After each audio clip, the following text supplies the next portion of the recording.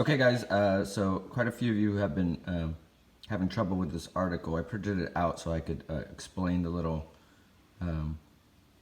table or diagram that's on the third page here. So let me flip to that. Oh, second page. Okay, so let's read first. It says, prevent overburdening healthcare system. There's a good reason to cancel everything. The goal is to slow down the spread of the virus.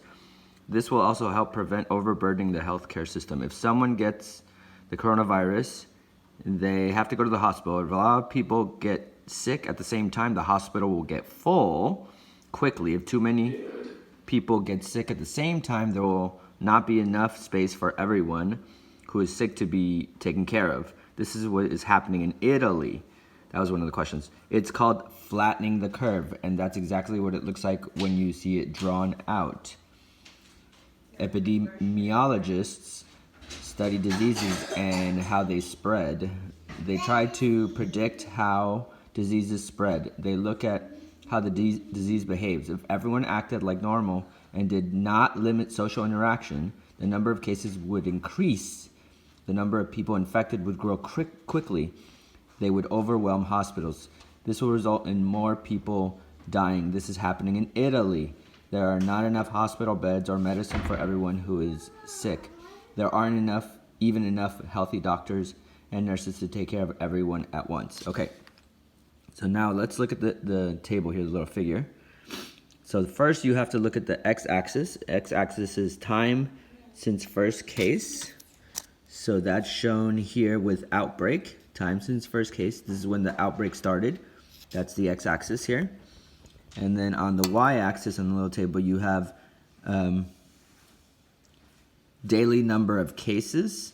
Okay, and then you should look at, so this is how many daily number of cases. This is time since the first case, and this is when it started. And then you should look here. It says capacity of healthcare system. This is how much the healthcare system can take, like how many people can go into the hospital for beds and have doctors and nurses to help them.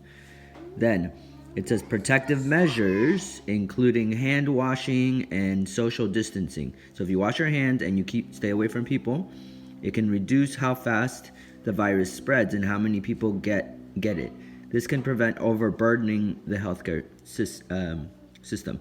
So if a lot of people don't stay away from each other and don't wash their hands, this is what happens. This is the peak number of cases with no protective measures taken. So nobody does anything, this is what's going to happen to the number of people who get sick. But if we do something,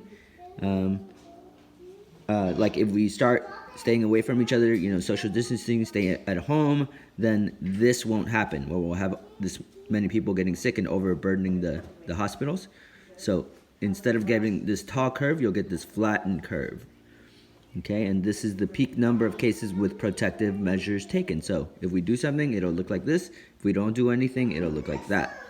Here it says, this can change depending on the amount of resources and healthcare professionals available. So this line, capacity of healthcare system, can change if we add more resources and healthcare professionals become more available. So if nurses and doctors don't get sick, and we don't run out of beds, and we don't run out of medicine, then even this line can go up, right? And we can accept more sick people, but we got to do something about it.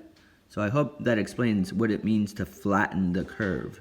We want to flatten this curve to look like this. All right, hope that helps.